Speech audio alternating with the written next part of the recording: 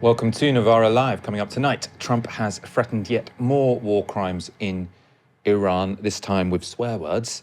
I speak to Middle East analyst Daniel Levy about whether Israel has underestimated Iran. Really interesting conversation. First time I've really sort of heard the argument that this is not going to plan for Netanyahu. My assumption had always been that, this is not working out for the Americans, not working out for the Iranians, definitely not working out for the Gulf states or really anyone else other than Israel who have forever wanted to destroy Iran. He's saying that actually that's not necessarily the perspective in Israel at the moment. And we look at the story we're being told about the rescue of a US airman from Iran and ask whether the official story is plausible. I'm not entirely convinced either way. There are lots of people sort of saying it's clearly the Americans trying to get uranium from Isfahan. Other people saying, no, it probably is more or less what the Americans are telling us. To talk through all of this, I'm joined by David Waring. Fantastic to have you in the studio with me. Yeah, good to see you. Assistant Professor, International Relations at Sussex. Last time you were on, there was a landline which was very retro. Yeah, ringing in the background. That's why you've got me into the studio to avoid that sort Exactly, yeah. You're in here, the phone's unplugged. It's all going to go to plan today. And before we get started, we've got big plans for NovaraLive this year, and we want our audience to be part of them. For the next couple of weeks, we're running a survey that's going to shape the future of the show. We want to know who you are, what matters to you, and what you think we could be doing better. If you complete it by the end of Sunday, the 12th of April, you can be in with a chance of winning one of 5 £50 vouchers for the Novara Media merch store. You can follow the link in the description or head to novara.media/survey to let us know exactly what you think. Be honest. Shortly before we went on air, US President Donald Trump made some comments on Iran at the White House's annual Easter egg roll. And even David Lynch couldn't have made this up. He said, normally when you're in very hostile territory, and I don't think it gets much more hostile than Iran, they're capable fighters, they're very tough people. And there are others like that. You don't mind when the enemy is weak, but that enemy is strong. Not so strong like they were about a month ago. I can tell you, in fact, right now, they're not too strong at all, in my opinion, but we're soon going to find out, aren't we? That was the Commander-in-Chief making veiled geopolitical threats flanked by the First Lady and the Easter Bunny. Of course, on Sunday night, Trump's threats were far less veiled and phrased in some pretty unhinged language. So he tweeted, I think most people had the same thing, which is, his posts on Truth Social get reposted to X, and I thought this one had to be a parody, but no. He tweeted, Tuesday will be power plant day and bridge day, all wrapped up in one in Iran. There will be nothing like it. Open the fucking strait, you crazy bastards, or you'll be living in hell. Just watch. Praise be to Allah, President Donald J. Trump. Multiple bizarre things about that. Obviously, he is, while swearing, threatening the most severe, serious of war crimes. So bombing what is the civilian infrastructure that sustains life in Iran. And he's not pretending there is any military purpose for this. He's saying this is going to be collective punishment if you do not do what I want you to do. Of course, this is hardly the first time Trump's set down an ultimatum over the Strait of Hormuz. That's, of course, as we've all become familiar with now, the Iran-controlled bottleneck that the country has more or less closed for the past 6 weeks, meaning the globe's oil supply from Gulf states has dwindled to a trickle. In a later post, Trump also set a deadline for reopening the Strait of Hormuz, Tuesday, 8 p.m. Eastern Time. So tomorrow, 8 p.m. Eastern Time, I think is probably about 1 a.m. our time, something like that, maybe 11. Late at night for us in Britain, that will be. In response to Trump's threats, Iran's highest military command center, the Qatam al-Anbiya Central Headquarters, said this in a statement. From the outset, we made it clear that any aggression targeting non-military sites would be met with an exponential response against the enemy's interests across the region. If attacks on civilian targets are repeated, the next stages of our offensive and retaliatory operations will be much more devastating and widespread. Now, if we've learned anything about Donald Trump over the course of this illegal war, it's that he's not much of a stickler for deadlines. In fact, he's given Iran so many, it's hard to keep track. Just a reminder, on the 21st of March, Tehran was given 48 hours to allow ships through the Strait of Hormuz before Trump took out their energy. By the 23rd of March, it was 5 days. On the 26th, it became 10. Then on the 30th, it was immediately or else get sent back to the Stone Age, which was rolled back to 48 hours this Saturday, then 48 hours again yesterday. So Trump, it seems, potentially prefers making these threats than following through on them. Is it possibly the case he doesn't want to go down in history as a war criminal? Well, at least when he was speaking today, that's not something that seemed to concern him. Because we are obliterating that country. And I hate to do it, but we're obliterating, and they just don't want to say uncle. They don't want to cry, as the expression goes, uncle, but they will. And if they don't, they'll have no bridges, they'll have no power plants, they'll have no anything. I won't go further because there are other things that are worse than those two. And we might have, well, the thing, if I had my choice, what would I like to do? Take the oil. Because it's there for the taking. There's not a thing they can do about it. Unfortunately, the American people would like to see us come home. If it were up to me, I'd take the oil, I'd keep the oil, and would make plenty of money. So whatever Trump's real feelings about punishing Iranian civilians or the domestic political realities of his war of choice in the Iran, when it finishes, might not be entirely in his hands. So that's because his so-called allies in Israel look like they might be about to bounce him into action again. Large fires have broken out at Iran's South Pars petrochemical complex following an airstrike on the facility. There are reports of multiple explosions in the area following the attack. Now, Israel's Defense Minister, Israel Katz, later claimed responsibility for the strikes, with Iran saying that further strikes were also aimed at other companies supplying electricity, water and oxygen to petrochemical facilities. Iran, in response, has also been inflicting its own damage on Israel. So a dawn missile attack on the Israeli city of Haifa hit a residential building on Sunday night. That's according to Israeli media. At least 4 people appear to have been killed. So I said in response, that's presumably before the attack on the oil plant. Missiles also struck sites in Tel Aviv, including a market, while damage to sewers and water systems caused flooding in some parts of the city. In the central Israeli city of Ramat Gan, Iranian missiles pierced the Iron Dome, causing damage to residential buildings. Israel's escalation of the war, as well as the US's threat to begin targeting essential civilian infrastructure, and a partial rebuke from President of the European Council, Antonio Costa. So he said, after 5 weeks of war in the Middle East, it is clear that only a diplomatic solution will settle its root causes. Any targeting of civilian infrastructure, namely energy facilities, is illegal and unacceptable. This applies to Russia's war in Ukraine, and it applies everywhere. The Iranian civilian population is the main victim of the Iranian regime. It would be the main victim of a widening of the military campaign. As I stressed in my recent call with the president of Iran, the EU urges Iran to immediately put an end to its attacks against countries in the region and to allow for the re-establishment of full freedom of navigation through the Strait of Hormuz. Escalation will not achieve a ceasefire and peace. Only negotiations will, namely the ongoing efforts led by regional partners. It was a very interesting tweet, that, because clearly it's in response to Donald Trump's expletive-laden tweet where he's sort of threatening all of Iran's civilian infrastructure, their bridges, their power plants, etc., etc. It's the kind of thing where he's not, if you're a Western dominant power, you're at least supposed to pretend you're not committing war crimes, even if you are. Donald Trump doesn't bother with those niceties. So the Europeans feel like they have to say something. But if there's one country that's not actually mentioned by name, it's the United States. So it's a tweet prompted by what the American president has said, but the only people he can name, to condemn are Russia and Iran, even though the Americans are very clearly the aggressor in terms of that tweet, obviously, along with the Israelis when it comes to what's going on in practice. Israel's timing in attacking Iran's petrochemical infrastructure, as I said, it seems to be preempting the deadline that Donald Trump gave. They want him essentially to ramp up this war so that he begins to attack all of Iran's civilian infrastructure. And the one thing they really don't want, it seems, is a ceasefire.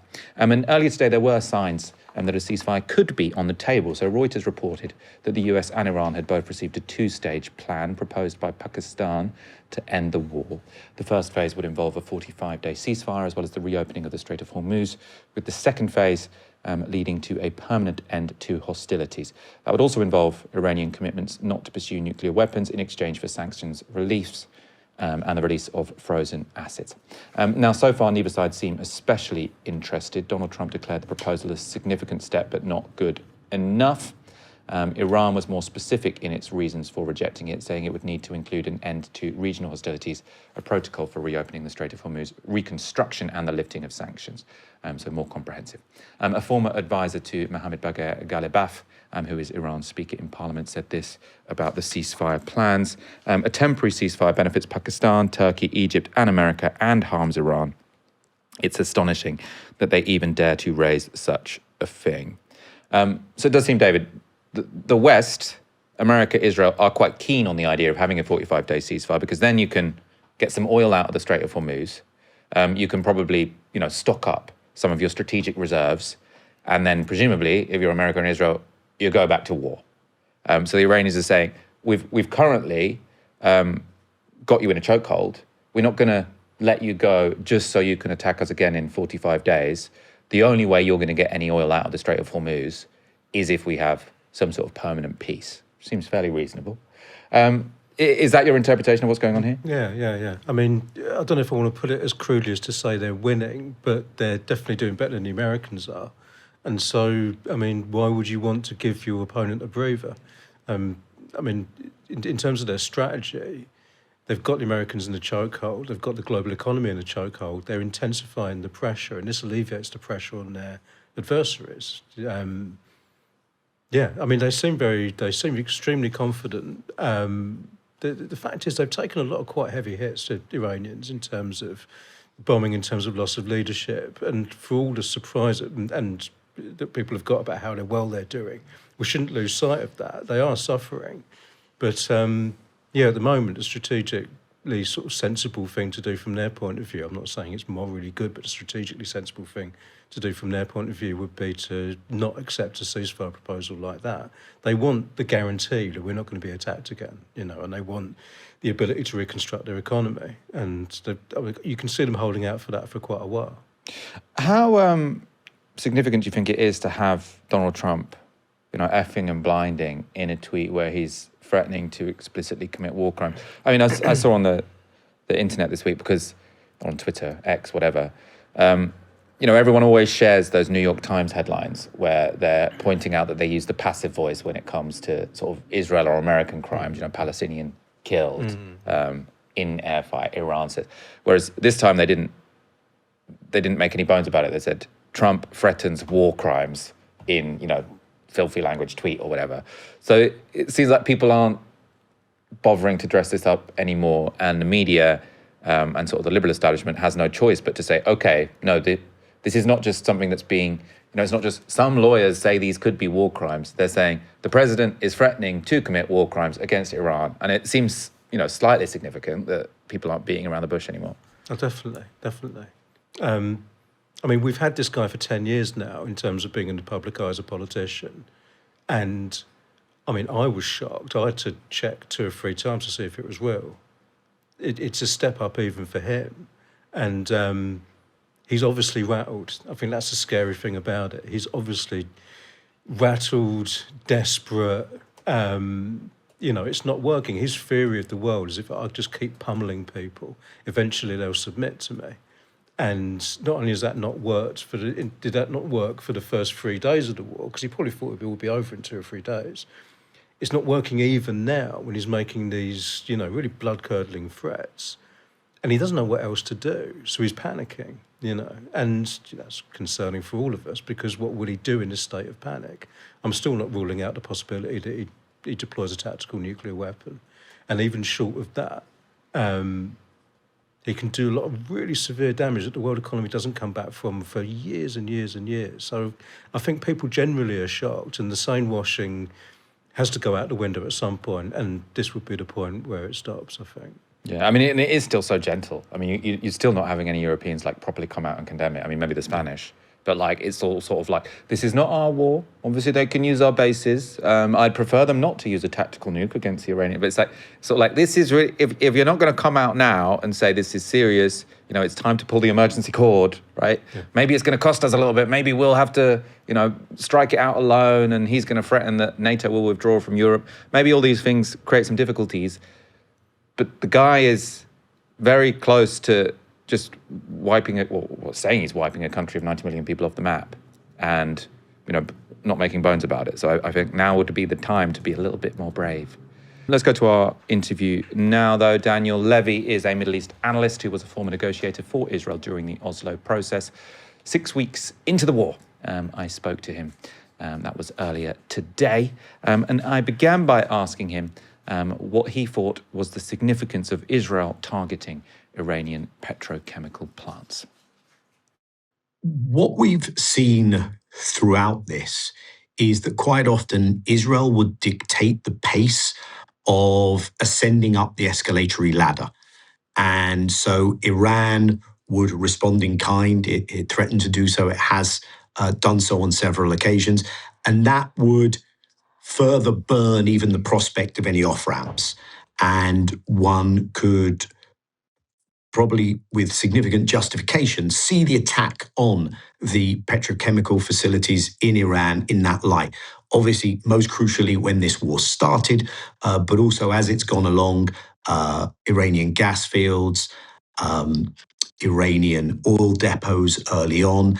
And now we're at this juncture where the American president has said, this is, I'm giving you the non-expletive-laden version.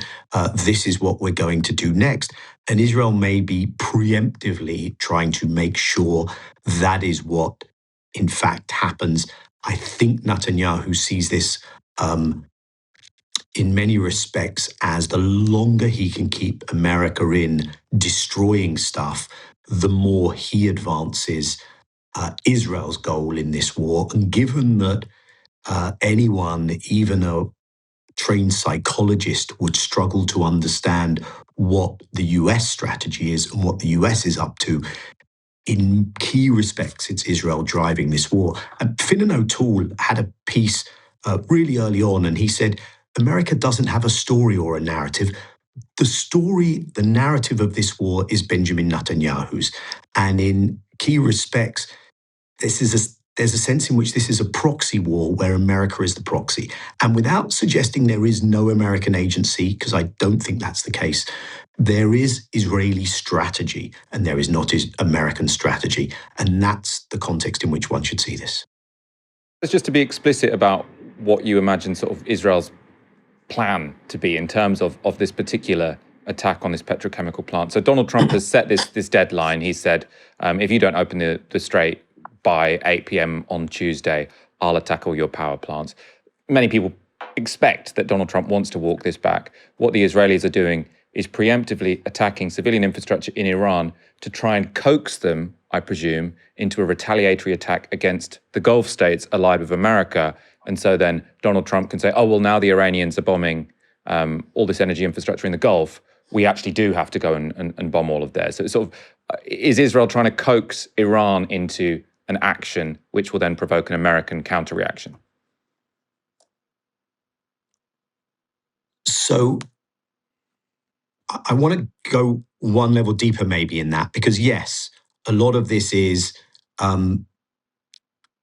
Israel setting a tone, Iran doing what it has said. So, when a water desal plant is hit in one place in Iran, Iran will respond in a Gulf state, linking or not linking that to a particular American-related target.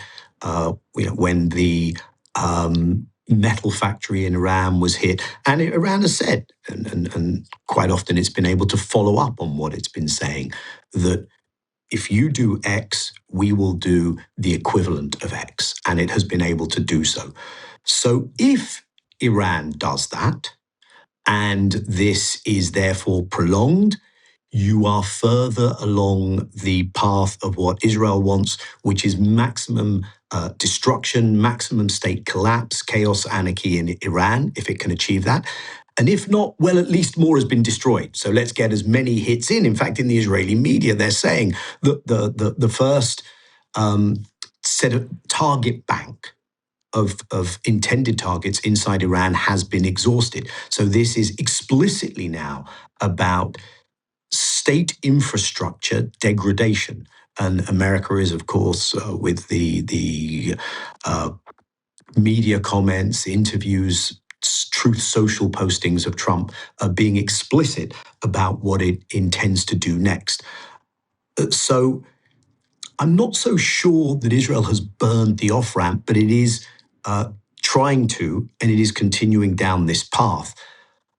Trump, to the extent to which one can attempt to read what he is up to, it seems with a certain degree of desperation is kind of making these threats and hoping someone will deliver something that he can call a win, the end mission accomplished image. Now, first of all, that's relatively easy on the one hand for him to do because the relationship with reality is so non-existent in the information bubble in which he exists and which he perpetuates, that he can make that claim at any time. But why would the Iranians accept something short of a credible end to a war that they did not launch, and to get out of this in an improved position when America has failed and Israel has failed to win this, so to speak, in their terms? So that's kind of where we are stuck.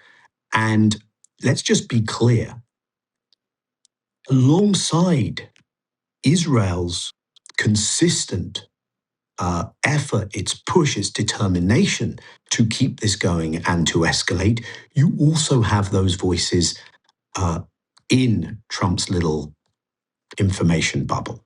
We have serious questions, of course, as to what information he is being fed, but whether it's traditionally hawkish Republican political operatives, Republican electeds like Lindsey Graham, he's living his Barbie days, he's living his best day every day. The neoconservative hawks who have pushed this all along, John Bolton, who one moment is being gone after by the Trump administration, by the DOJ, but he's, again, very happy. This is what he's wanted all along, and he's pushing them further. So there is an ecosystem on the American side that has been there for a long time, that's been waiting for this moment, and that is working very tightly with Israel's leadership to push this further as well. I mean, at the start of the war, we learned that Lindsey Graham had been coaching Netanyahu into how to persuade Donald Trump. So I imagine that kind of thing is still going on. How hard is Israel getting hit? Because, I mean, obviously the Gulf states seem desperate. Well, actually, it's ambiguous. There's reporting that the Saudis wanted to continue, but some of the Gulf states seem desperate for this to stop because their infrastructure is getting attacked. Is Israel, obviously there are some buildings that have been hit. I think 4 people died yesterday in Haifa, but it doesn't seem like the country is experiencing the same kind of damage that the Gulf states are. I mean, is that the interpretation you have as well? So you have different positions, just to briefly touch on that, in the Gulf states. Some are very clearly, explicitly, Oman in the lead there, leaning into de-escalate and negotiate. Qatar is a little more also in that direction. Some being quite open in terms of go further, so-called get the job done. UAE is more in that position. Very contradictory reporting regarding the Saudi position during this. When it comes to Israel, there is an exhaustion. I don't want to make light of what that is like. I also don't want to pretend that that is similar to what people in Gaza or Lebanon are going through. But for Israelis to be running to bomb shelters several times a day, to protected rooms, many areas of Israel, especially those inhabited by a Palestinian Arab minority, let alone those under Israeli occupation, you don't have those. So this is not the enthusiasm for the war because of the way it impacts the home front that you had during Gaza amongst the Israeli Jewish public. But there is support for the war. So the question then becomes, if there's not the public pressure to wind this down, what are the other ways in which Israel is being affected? And the one that has emerged most in the last days and perhaps even last couple of weeks is this debate of what are really the goals? Can they be achieved? Who's to blame for underestimating the other side and setting the apparent goals of this war in a place that it doesn't seem that they can be matched? You had the IDF chief of staff come out and say, we're going to collapse in on ourselves if we continue to impose such a heavy burden on our reservists, on our military. There he was, of course, not only and perhaps not principally referring to what's going on with Iran, but he was talking about the massive call-up of reservists on the Lebanon front and, of course, the continued actions in Gaza. So the cumulative sense of this, and let's, by the way, not forget, every day Palestinians being killed in Gaza, massive Israeli military operations in the West Bank. But it's the cumulative sense of a war on several fronts, none of which has been decisively delivered in terms of its outcome. Hamas still standing, Hezbollah showing a capacity to respond to Israel, a capacity to offer resistance on the ground, real questions as to how deep into Lebanese territory Israel will go, and Iran able to send missiles on a daily basis. You put all of that together, and I don't want to suggest Israel is on its knees and gasping, but this is not the outcome. Despite, I think most people would say the Israeli Air Force, for instance, in its terms has performed super effectively, but this is not the outcome they would have hoped to achieve.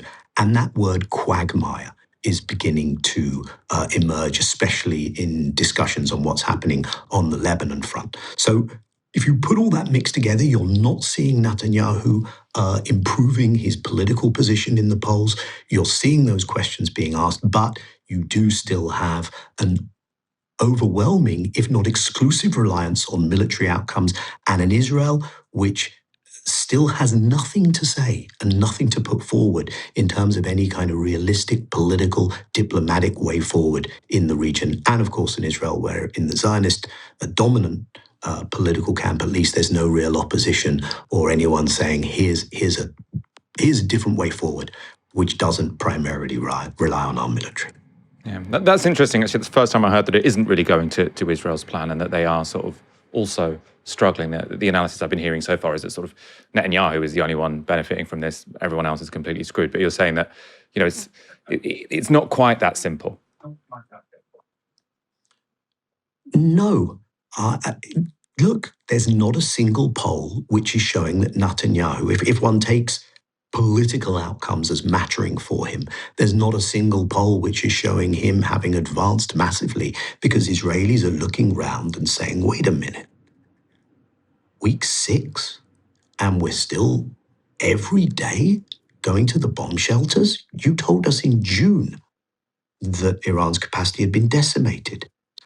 Hezbollah, massive capacity to silence Israel's north in terms of the ability to go about any kind of normal daily life. Troops advancing very slowly and precariously in South Lebanon. You had told us Hezbollah was a spent force. So again, Israel's destructive capacity should not be taken lightly, and it clearly has that. But this is not the I don't want to say cakewalk. It's not the cakewalk, clearly. But Israelis didn't entirely expect that. But they did, I think, especially when you do this together with the Americans, I think they did expect things to be looking a lot more definitive, a lot more overwhelmingly in their favor than an Iran that is still saying, no, we are going. Not to capitulate, not to accept your diktat. We are going to be part, and perhaps a significant or the more significant part of dictating the terms if this ends. We are effectively pursuing a strategy through our mosaic setup. That strategy effectively deploys asymmetric warfare. Hezbollah can still hit back at you significantly if you hit. This isn't going well for you. We got him. That's how US President Donald Trump announced the rescue of a lone airman left in Iran following the shooting down of an F-15 fighter jet on Friday. The pilot of the two-crew plane was fairly quickly recovered from Iranian territory on Friday as the jet, or the day the jet was grounded, following an intensive operation over Iran's central provinces on Friday afternoon. US helicopters, drones and surveillance planes were filmed crisscrossing the skies for hours after the crash, with the pilot's rescue being announced by the media, though not confirmed by the White House on Friday evening. Now, that left the plane's weapons specialist unaccounted for, so the second person in the plane. A clue to an ongoing operation to retrieve him, though, emerged early on Saturday morning. That's when the White House unexpectedly called a press lid on Trump, warning the media there would be no public or press appearances from the president that day.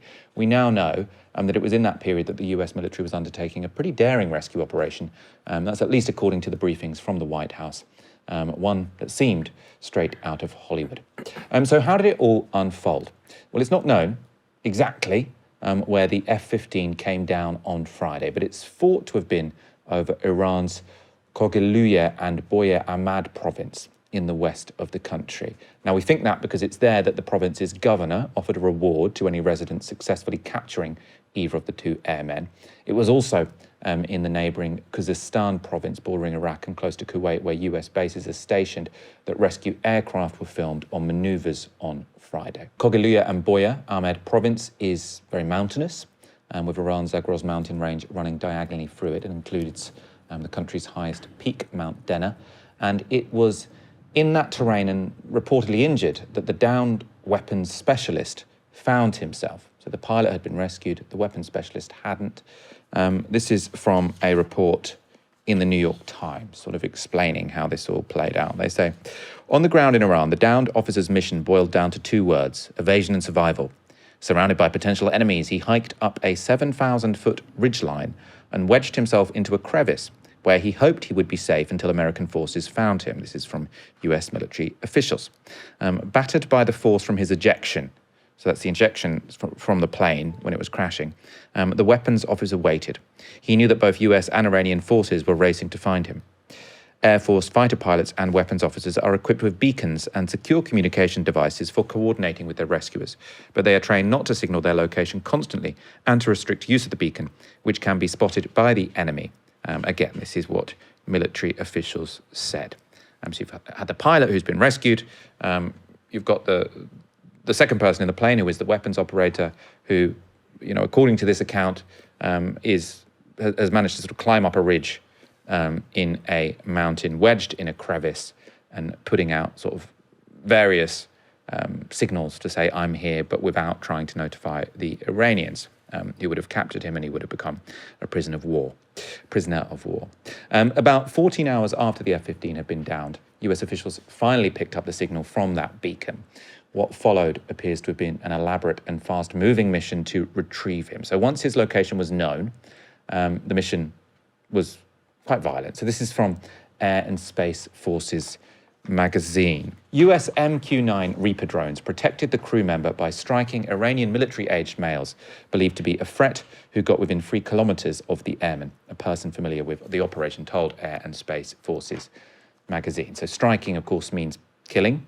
And military-aged males, that's not a legal term. That's sort of anyone between 18 and 60. So if you're in that region and you're a man who's not a child or a pensioner, you are liable to be killed by the Americans as they tried to rescue a soldier who was, illegally invading Iran. Of course, under orders. You don't want to blame the particular soldier. Meanwhile, the CIA launched its own operation to distract attention away from the soldiers' location. So this is from the Washington Post. To disrupt the hunt, the CIA launched a deception campaign to spread the word inside Iran that US forces already had him and were moving him via the ground to exfiltrate him, said the official, who, like others, spoke on the condition of anonymity. While they confused the searchers, the CIA located the airmen and shared the location data with the military and White House, the official said, and Trump ordered the extraction mission. This was the ultimate needle in the haystack, the administration official said. So here the argument, they're saying the CIA, they put out this decoy, They made the Iranians believe that they had actually found this guy and they were just trying to get him out on land. That would distract the Iranians, and they would sort of, I suppose, slow down their mission to find the weapons operator, who, at that point was believed to be somewhere on his own, lost, and instead they'd be looking for various routes which the US military might take out of the country. So that was the decoy. And while the decoy was going on, the US military deployed an enormous arsenal of advanced weaponry to do their actual task, which was to get the guy out of this crevice. So this is from the NYT. The mission involved about 100 special operations forces led by elements of SEAL Team 6 with Delta Force commandos and Army Rangers on standby if needed. A far larger conventional force made up of helicopters, surveillance planes, fighters and aerial tankers was ready to provide support. Once they determined the airman was alone, senior military officials waited until dark to launch a rescue mission. Special operations helicopters loaded with commandos raced to the remote mountain site where he was waiting. So rushing out to get the guy. Now, according to an official who spoke to the Washington Post, quote, commanders had to direct nearly every aircraft in the region to support the rescue. So every aircraft in the Middle East or in that part of, or on that part of the border, maybe in Iraq and Kuwait, they've all been directed to rescue this one guy. It's very much something from a movie, which we'll begin to sort of talk about in a moment. And again, from the NYT's account, it does seem like it was a very dramatic operation. So they say, as the commandos landed on the objective, US and Israeli warplanes dropped bombs whose bright orange blasts lit up the silhouettes of the surrounding mountains. From his hiding place, the weapons officer alerted his rescuers to the areas they should target for strikes, where he could see Iranians advancing. One senior military official said the commandos fired their weapons ferociously to keep any Iranians in the area from advancing towards them, but they did not engage in a firefight with enemy forces. Now that's already quite a strange passage, because it's saying they're just shooting in every direction to stop, Iranians getting close to them, but there isn't a firefight, which to me suggests that no one ever shot back. So you've just got, all of these special forces there with machine guns just shooting in every direction in case there is a man aged between 18 and 60 in the vicinity. The airman was eventually rescued from his hiding place, but that's where the story takes a stranger twist, actually, because the New York Times reports this. So the man was rushed to a helicopter that whisked him off to a sandy, austere airstrip inside Iran that Special Operations Forces had previously developed for possible rescues or other contingencies. The plan was to immediately load the airmen and the rescue force onto two C-130 aircraft that were supposed to carry them out of danger to an airfield in Kuwait. But in a final twist, the nose gear of at least one and possibly both of those planes got stuck in the sandy dirt at the airstrip, military officials said. Hours passed. Efforts to free the stuck wheels failed, so the commandos called in free replacement aircraft. Now, this is where it does seem a little bit strange. So you've got the airman in a helicopter, and then you take him to a second airstrip where two massive Lockheed C-130 Hercules planes were waiting, and which presumably a big target if the Iranians do have any capacity here, and they have shot down a plane.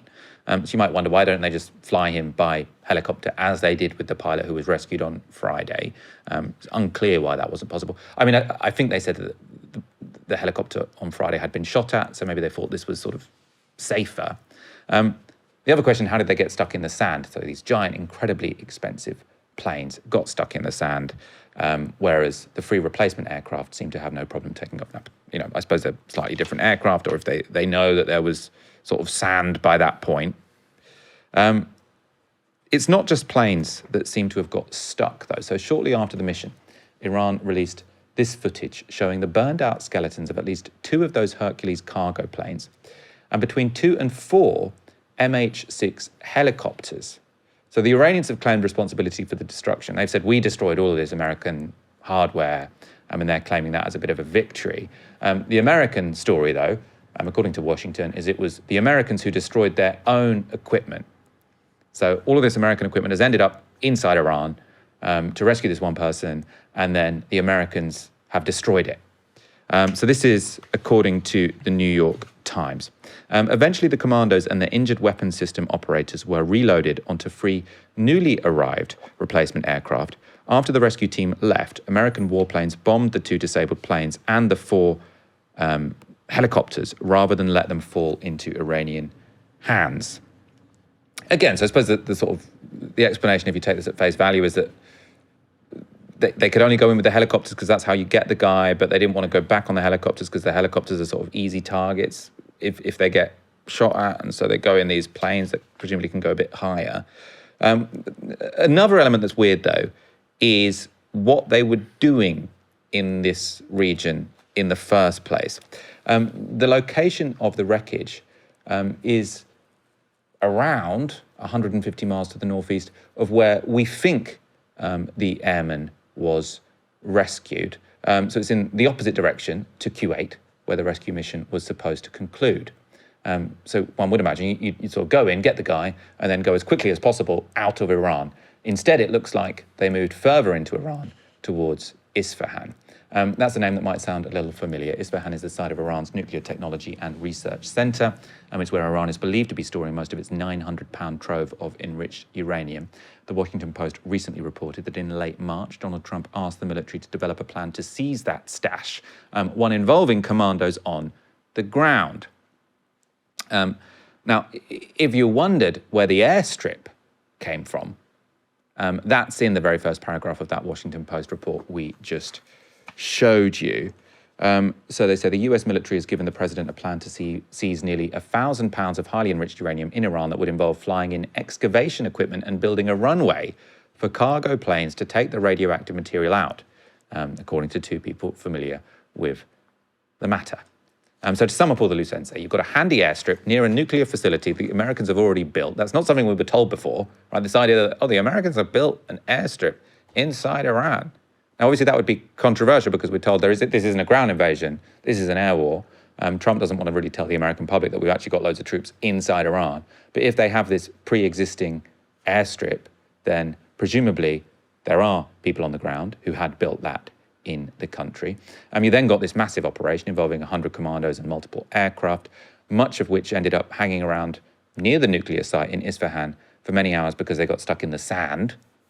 Again, I'm not a military expert. Maybe it's easy enough for a multi-million-pound plane to get stuck in the sand in the opposite direction to Kuwait, where the rescue mission was supposed to end.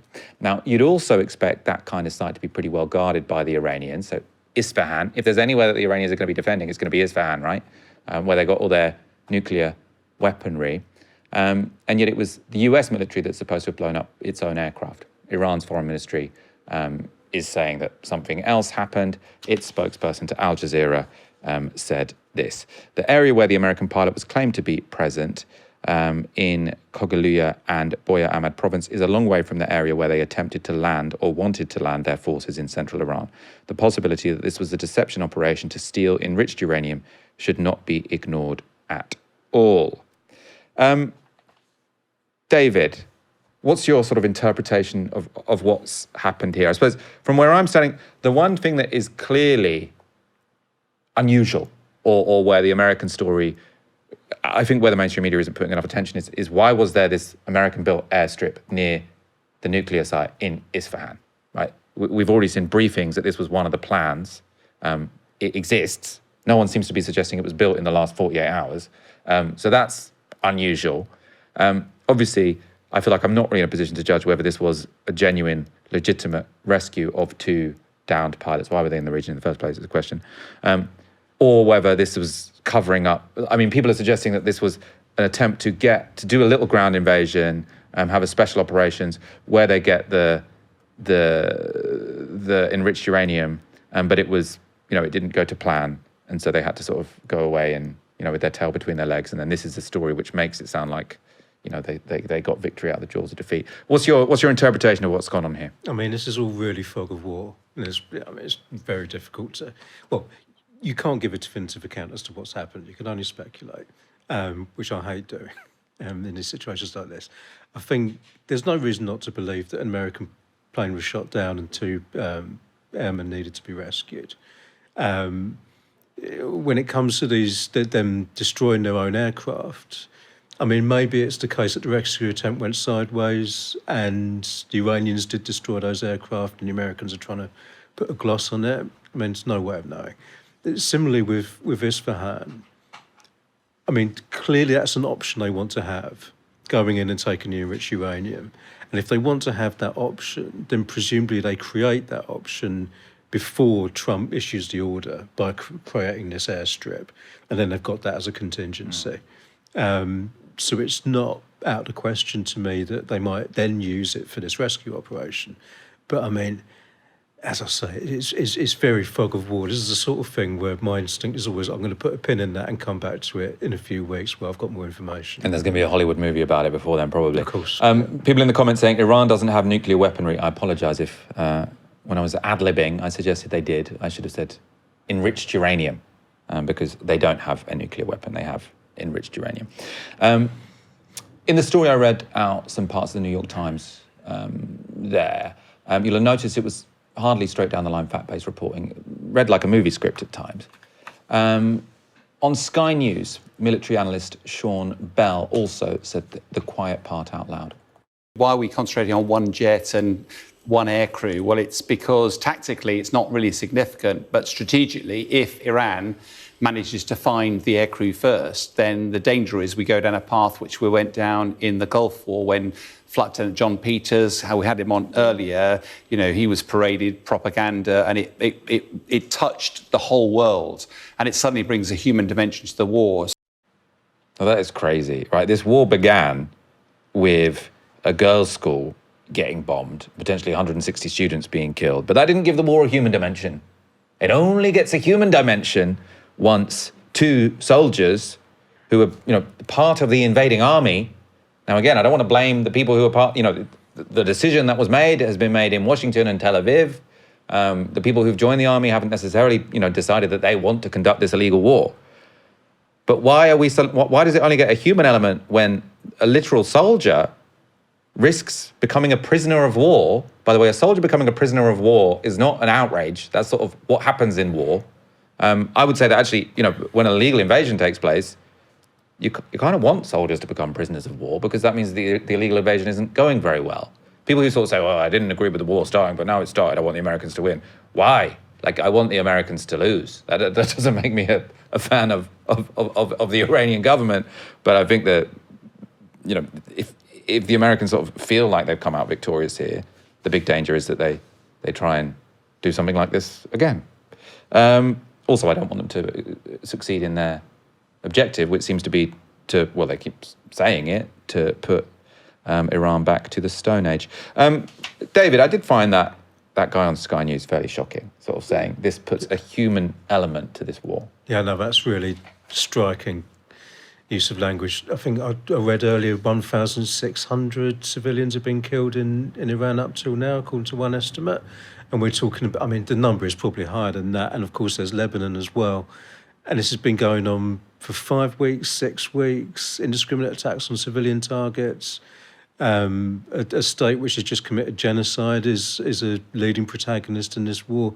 This war's had a human dimension from day one, unless you're, I don't know, a racist, for want of a better term. I mean, it's just, yeah. I mean, you know, one sense in which it might be, I suppose, true, in quotes, is if you think about Trump's base, because that's been the big kind of dog that hasn't barked up till now. Like, Trump's base seems to be holding up. That kind of 30% of the American population that, you know, is cult-like at this point. They will just support him, whatever. At what point do they break from him, if at all? And it's a human dimension, in quotes, if it's a white American, you know, as opposed to, you know, however many thousands of Iranians who are being affected. So he could mean it in those terms, you know, if the MAGA base sees a American airman being paraded around on Iranian TV, suddenly it becomes human for them in those terms, and that hurts Trump. But I'm not sure he was quite thinking it through in those specific terms. Yeah, I mean, there's always this ambiguous sort of, as an analyst, are you, because he can step back and say, look, I wasn't saying that I was just making a comment on how this will be received. Yeah. And clearly to a broad section of the American public, this will give it a human element that it hasn't had until now. But really your job as a journalist, if 1,600 Iranians have been killed, including a bunch of schoolgirls, is to make the audience clear that there is already a human element to this story before an American soldier gets... There's this blurry line between you're sort of commenting on the sad reality. I'm not endorsing it. I'm just commenting on how people actually in real life behave, and they do care more about their own compatriots. But you are also reinforcing it at the same time. Donald Trump has been giving a press conference while we've been live. There hasn't been sort of any big, massive new developments from it. He's basically just sort of repeated what was in these articles in the New York Times, the Washington Journal, etc. I mean, basically because all that information was from American military sources anyway. What was clear is that Donald Trump does already appear to have Hollywood in mind. And I think I'm going to introduce the head of the CIA, and he is a man he's central casting, okay? If we cast a movie, he's going to play the head of the CIA. He's one of the few. John Ratcliffe, he did a phenomenal job that night. So he's already thinking this would be a great movie. I mean, we don't know how many Iranians were killed in this rescue operation, right? That we know that there were apparently, according to, I don't know if it was the NYT or the Washington or the Wall Street Journal, sorry, but one of the ones I was reading out was saying that the US troops were shooting to try and make sure there weren't any Iranians, even though there wasn't any firefight, right? So that no one was shooting at them. They're, seemingly shooting either indiscriminately or at any man. I've been saying 18 to 60 or whatever. Someone in the comments is saying it's definitely like 13 to 60. They don't. The cutoff isn't 18 for like a military-aged man, which is already a very sinister term in and of itself. U.S. Secretary of War Pete Hegseth had a more mystical analogy in mind. When he was finally able to activate his emergency transponder, his first message was simple and it was powerful. He sent a message, God is good. In that moment of isolation and danger, his faith and fighting spirit shone through. You see, shot down on a Friday, Good Friday, hidden in a cave, a crevice, all of Saturday, and rescued on Sunday. Flown out of Iran as the sun was rising on Easter Sunday. A pilot reborn, all home and accounted for, a nation rejoicing. God is good. God is good. It's the same as Allah Akbar, doesn't it? Yeah, I mean, it's similar to But Allah. when people say Allah Akbar, they're like, these crazy religious extremists, they're irrational, they're mad mullahs. And then you've got the defense secretary saying, God is great. And by the way, when we rescued this guy and presumably killed a bunch of people and, millions of pounds of military equipment was destroyed, it was literally like the resurrection of Jesus Christ. I mean, he is a religious extremist, this guy. I don't know if you guys covered this story, of them doing like prayers. I think it was televised, and he was imploring God to give him strength as he smites his enemies. I mean, these people are extremists, and we're really getting a good look at them at the moment. The extent to which they relish violence, the extent to which they relish, in a visceral way, dominating people, this whole thing about sending the entire society back to the Stone Age. I mean, it's evil what we're looking at here. I don't want to reduce these people to caricature as monsters. They are human beings. We have to analyse them as such. But the behaviour is literally what you mean when you use the term evil. Lots of people critique it. I feel like I'm not remotely sort of qualified to comment, but sort of in the Tom Holland book, do you know it's about? So he's he's written this book about Christianity where he's comparing it to sort of the pre-modern religions, and he's saying that in ancient Greece or ancient Rome, you had all of the sort of religion was often about sort of worshipping the powerful. So sort of Zeus and the Greek and Roman gods, they were quite spiteful, they were quite wrathful, but you were just supposed to respect and be in awe of their total power. And then his argument is that Christianity was so revolutionary because you worship this guy who died like a slave because he's sort of up on the cross. And he makes a big sort of thing about how Christianity was sort of new and novel in that it sort of asked you in many ways to root for the underdog. And so on his analysis, you would look at sort of Trump and the people around him and say they're very like pre-modern in terms of like, it's more pagan than Christian. Pagan in the sense of what the ancient Roman and Greek gods were like. I know there are lots of people that sort of have critiques of that argument because they think that sort of that's not unique to Christianity, but that's for a different show. When protests break out in countries with bad relations with the West, Venezuela, Russia, Iran perhaps, it's usual for the government of that country to blame it all on US interference. So they say, oh, these protesters, they're just paid by the Americans, they're just armed by the Americans. We don't have to listen to them. In fact, we're going to violently repress them. Obviously, that's a helpful argument for a government to try and make, to delegitimize protesters as traitors, as opposed to people seeking liberation. I think it's often deployed with great cynicism. It also, though, sometimes is true. The chief foreign correspondent at Fox News dropped this bombshell this weekend. After that took place, President Trump told me the United States sent guns to the Iranian protesters. He tells me we sent them a lot of guns. We sent them through the Kurds, and the president says he thinks the Kurds kept them. He went on to say we sent guns to the protesters, a lot of them. And so a number of headlines here from my conversation with President Trump. And we gave them all guns. So this is the Iranian protesters. Now, I don't actually subscribe to the idea that anyone protesting the Iranian regime in January was actually just a sort of paid up CIA stooge, right? I mean, clearly we know that Mossad has a lot of people in Iran, and so there was presumably some agitation by outside powers. Clearly those protesters, it seemed, helped Trump, or helped Netanyahu actually persuade Trump that now was the time to go in and sort of fight this stupid sort of war of choice. So there was clearly an interest for some foreign intelligence agencies to try and sort of increase the significance of those protesters, maybe use adjunct provocateurs to try and sort of encourage the state to repress them and then create sort of international outrage. I'm sure that happened.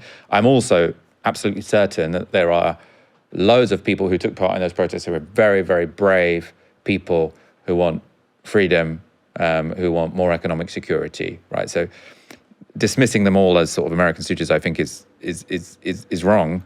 But if you have the president of the United States saying we gave loads of guns to the protesters, right, it's hard to then call that a conspiracy theory.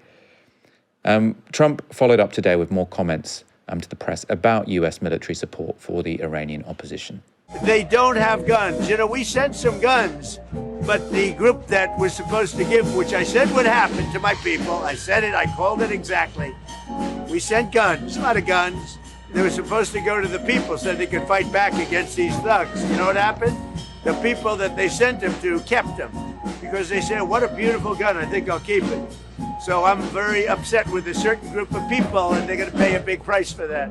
But the Iranian people will fight back as soon as they know they're not going to be shot and as soon as they can get weapons. If they had weapons, not many of them, if they had weapons that would go in the other way, and you know what would happen? Iran would give up in 2 seconds because they wouldn't be able to take it. I mean, again, that's Donald Trump saying we are going to actively try and foment a civil war because we are going to arm the opposition so that, you know, the next time these protesters go out on the street, they can shoot at the security forces. And how do we think that's going to go? Is that going to be a vision for a new democratic and flourishing Iran, or is that going to be a recipe for balkanization, especially if he's giving it to an ethnic minority, the Kurds? I mean, I would like to see some reporting in the next few days about what's exactly gone on there, because he clearly doesn't understand half of what's done in his name. He doesn't understand the situation he's in. He doesn't understand the war, doesn't understand the operations, doesn't understand the risks. So I'd like to know what the true story is here beyond these kind of strange quotes. It's incredibly dangerous for the Iranian people, and incredibly dangerous for protesters for him to be saying this stuff. I mean, he's basically given the regime its pretext for further killing, you know. And I mean, these protests are a real social phenomenon. They're entirely authentic. You know, there may be sort of infiltration, and there may be, you know, foreign intelligence agencies doing this and that. But this is a genuine social phenomenon. And by saying, actually, this is something that I'm fomenting, he's given the Iranian regime carte blanche to say, well, you heard what Trump said. These aren't genuine protesters. And they can kill a few hundred, few thousand more on that basis. So it's incredibly irresponsible. Of course, when you're bombing civilian infrastructure, as Donald Trump is, you're destroying institutions, whether, you know, the people who rely on those institutions support the Iranian government or not. Tehran's Sharif University was destroyed in strikes today and over the weekend. It's the top destination for science and engineering students in Iran, and has been called the country's equivalent of MIT. It's also been a place that's given rise to quite a lot of anti-government protests. So just 2 months ago in February, student protesters at Sharif University hanged a toy mouse as an effigy in mocking reference to Iran's supreme leader at the time, Ayatollah Ali Khamenei. Days later, he was killed in an early US-Israeli attack on Iran.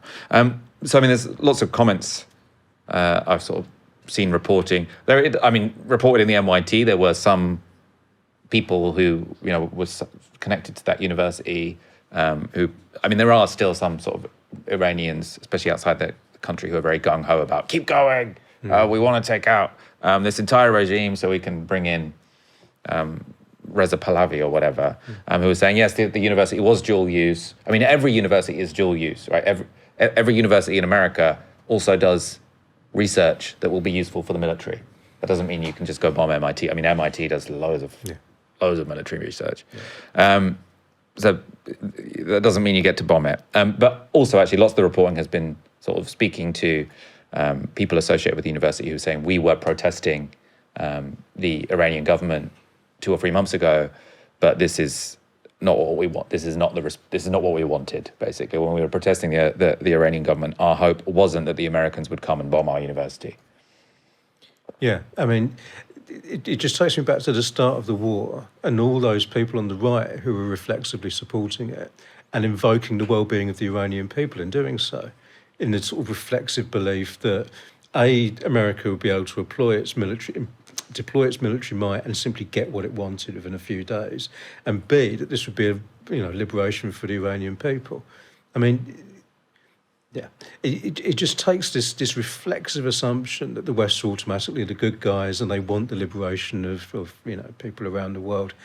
Just think about who Trump is and who Netanyahu is for 5 minutes, for 5 seconds, and that's not what they're thinking about. And there's nothing surprising about the fact that they bombed that girls' school, that they're bombing civilian targets, that they're threatening to destroy the entire society. This was never a liberation war, but it's just interesting how people will, at least people on the right and often people on the centre, will just reflexively go to that assumption. No matter what the facts are, they'll go to that assumption in these situations. So we have absolutely no reason to believe that Donald Trump cares about anything other than self-aggrandizement and sort of violence and destruction. But this time, it just so happens that his violent narcissism coincides with a liberal goal, which is democracy in Iran. I mean, there was slightly less of that this time around than there was with Iraq in 2003. But still quite a lot of it. At the beginning, there was some, yeah. Let's wrap up, David Waring. Thank you so much for joining this evening. Not at all. Thank you for coming in on a bank holiday. We really appreciate it. Thank you guys for tuning in. A final reminder to fill in the audience survey. If you haven't yet, just go to novara.media/survey to fill it in. Thank you all for tuning in. Come back tomorrow for another live stream from 6 p.m. For now, you've been watching Novara Media. Good night.